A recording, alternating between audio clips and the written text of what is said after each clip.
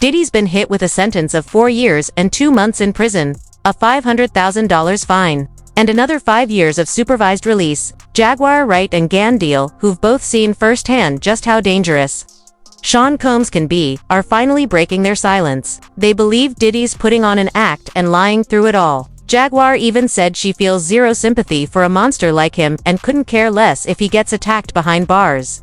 They were saying that it might go until Monday. I was actually kind of surprised that it didn't, considering the show that they put on for the public. They put on such a lovely show. That was a show. Wouldn't you say? That was a show. It was a video montage. Oh my God. You would have thought it was like a retirement ceremony. Or, someone winning an award for, lifetime achievement or something.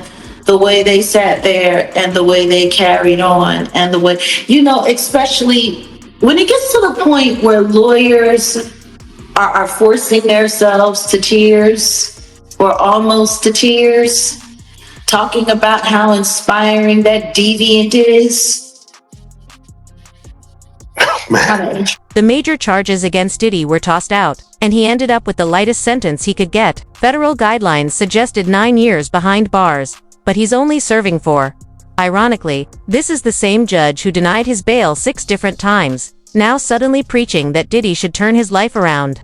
Let's be real, Diddy's not changing for anyone. The only reason his kids defended him is because their entire lifestyle depends on him. And don't get me wrong, I'm not going to sit up there and judge anybody and what they want to do for their parent or their financial provider. Because I'm sorry, do any of those children have a means for earning a living outside of the Combs enterprise? I don't think so. I mean, King Combs. Doing what? I don't know. What's he do? Other than post on his dad's timeline and make music videos that I don't know that anybody actually watches. What do they do? What do any of them do? Diddy's kids are totally under his thumb, and he's making them speak out in his defense. If Diddy ends up behind bars, no one's going to hire his kids. They've got no other source of income. And let's not ignore the fact that most of Diddy's sons have their own legal troubles piling up. So the real question is, who's going to pay for their lawyers once Diddy's gone? I think Diddy's kids spoke out publicly. What choice do they have? Even I think one of the sons did a rap, and he's like, what choice do they have? When you're dealing with the kind of narcissistic control freak that Diddy is, and you raise children under that, the financial abuse for all of them is probably the worst. Because there's no way they can make money without him. He has them locked in. And if he falls, who's going to hire them? Who's going to fund them? Who's going to look out for them? No one. Right. No one. They're not fighting for their father. They're fighting for their survival. What they all gonna do? Go work at the Good Burger or the with the Wahlburger? What they gonna do? Diddy was placing more than 200 calls each week while locked up. Prosecutors told the judge Diddy had been using family members as go-betweens to reach witnesses. He'd ring a relative and ask them to patch a witness into the same line. That trick kept the feds from seeing who he contacted or what was discussed. The feds only learned about it after one witness finally blew the whistle on the coercion. Talk about conference call drama. Classic soap opera energy. $1 million at his disposal. Isn't that by nature the exact thing that they're worried about? If you have this much money that you could make this thing, you could probably make people disappear if you really opted to. See, this is the thing. That'll just make more trouble. Why would he make more trouble now? He done already bought off and paid off everybody he possibly could. Have you looked at the indictment? Like, he called some witnesses up to 54 times. Yeah, 200 and how many angels? 200 something people he tried to reach out to. Like, what are you running, a telethon or a telemarketing agency? Telemarketers don't make that many calls in one day. Or sometimes not even in a week, all depending on you was on that. You down for Diddy? Like, how does that conversation start? Hey, what's up? I really feel bad about that last time I bashed you in the face with a Ciroc bottle. Look, we good? It's not just Diddy's kids that he's forcing to do his dirty work. Jaguar has called out everyone who's been part of Diddy's inner circle. According to her, Diddy's not the only one running the show, so why is he the only one facing prison time? Diddy built a whole squad of monsters. And now Jaguar's ripping the curtain wide open on all of it. For all of the victims to come forward. But for the people that have been denying it, you know what? Let's not be coy. I am Jaguar. So let's just keep it a buck. Let's keep it a bean. Stevie J should be charged. Mary J. Blige should also be charged. Jennifer Lopez should definitely be charged. Should I keep going? I mean, you're hitting it on. Jay-Z should be charged. Khaled should be charged. Rick Ross should be charged. Usher should be charged and tried with him. Or for Justin Bieber alone. Now, Carisha and Rick Ross just sat down together in an interview. Yeah, I know. Two Diddy doo-wop bops. What a reunion. There's one thing Gene and Jaguar both agree on. It's that Diddy feels zero remorse and will never truly change. During his sentencing, Diddy broke down in tears and even sent the judge a letter claiming he was sorry for everything and apologizing to all his victims. In that letter, Combs talked about teaching a class to other inmates on how he became a successful businessman, calling himself a changed man who's finally sober for the first time in 25 years. He wrote, "The old me died in jail, and a new version of me was reborn. Have mercy on me, not just for my sake, but for my children." Diddy spoke to the judge before sentencing, and it sounded like he was taking accountability. Yeah, accountability for what? Same kind of accountability he took after he told everybody Cassie was lying on him, and then he got popped on my birthday when the video came out on CNN. And then he had to come back and do the whack-a-doodle-doo.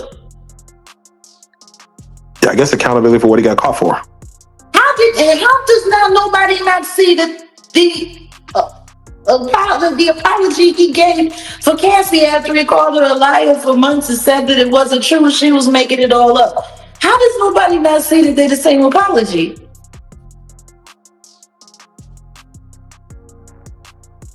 How does nobody not see that what he just did in that courtroom was no different than the monologue that was in Blink Twice?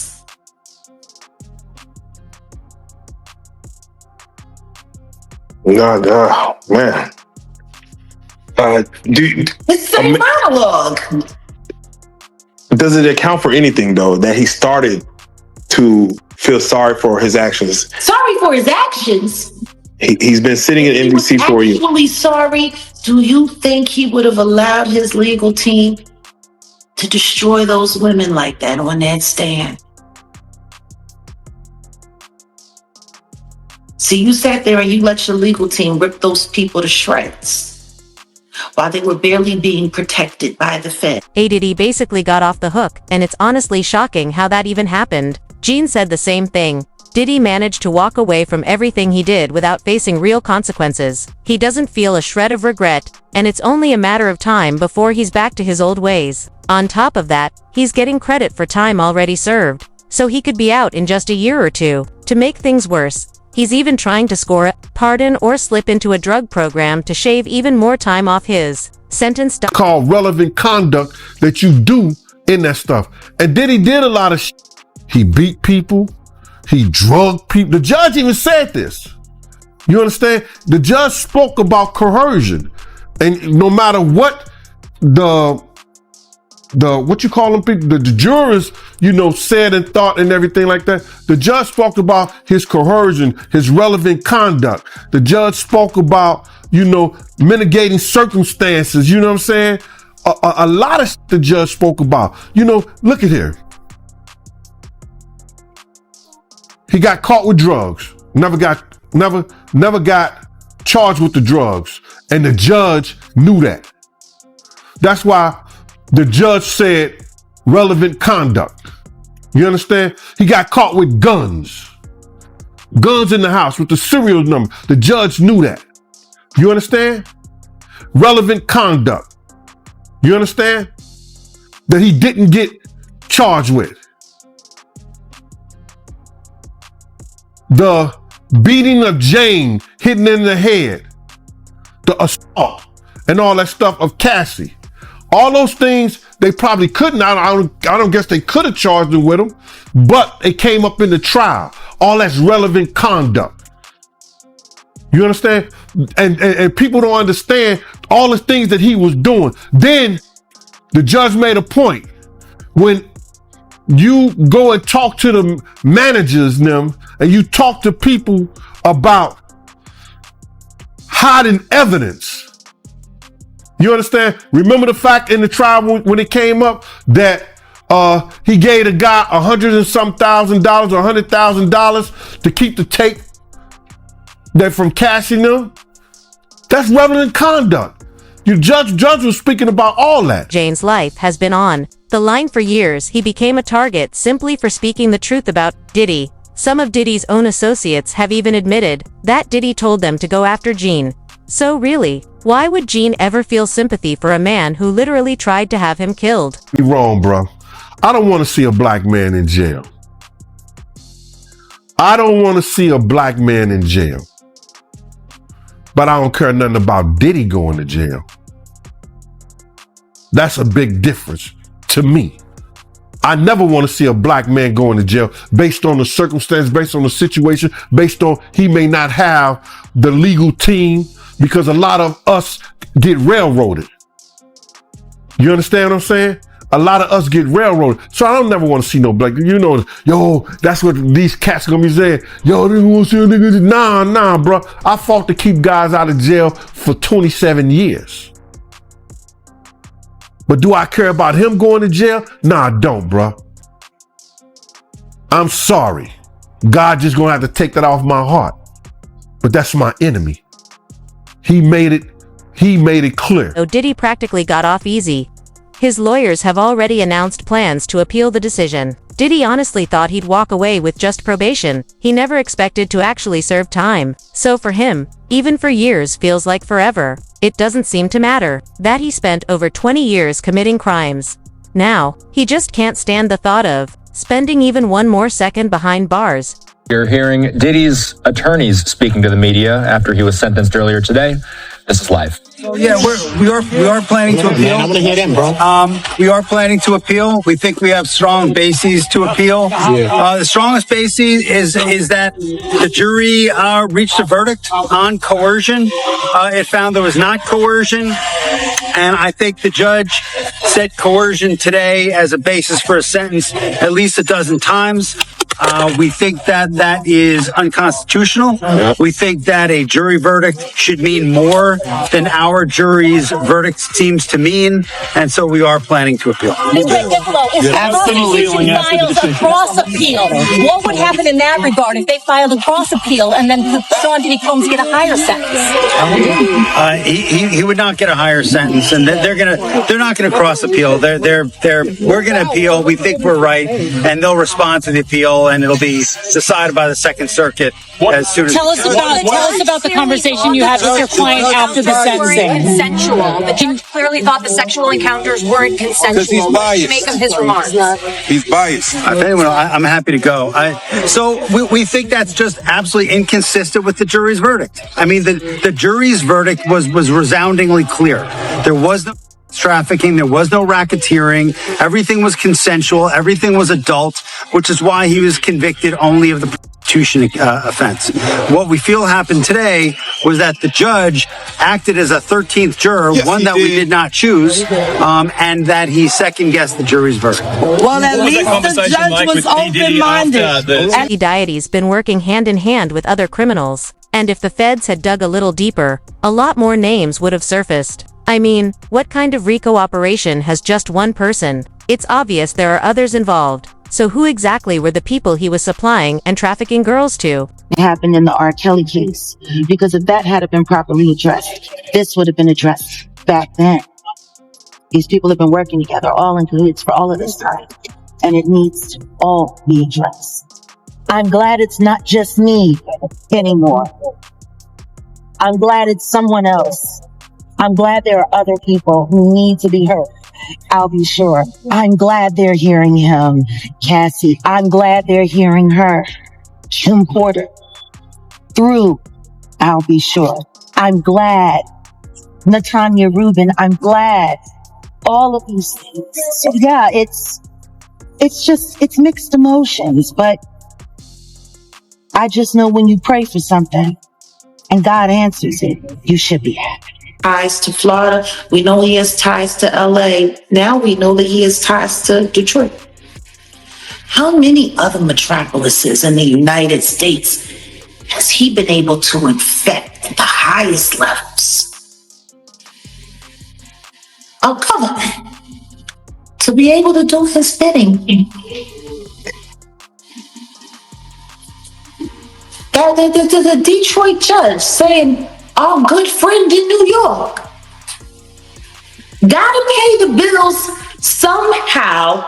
Amen. Is it really just a coincidence that so many people who used to work with Diddy are now sitting behind bars? This whole thing runs deep, right up to the top. All of them were part of the same game, and every single one deserves to face justice. As one person put it on X, him asking the judge for mercy is hilarious, considering he never once showed any to his victims. His sentence was light, and knowing how the music industry works, he'll probably come out even more famous. Close to probably a halfway house.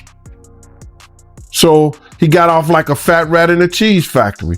But for a dude like Diddy going to jail and spending all that time, you know, I'm not saying it's going to be rough or nothing like that, because his former president of Bad Boy, Kirk Burrows, with the federal jail.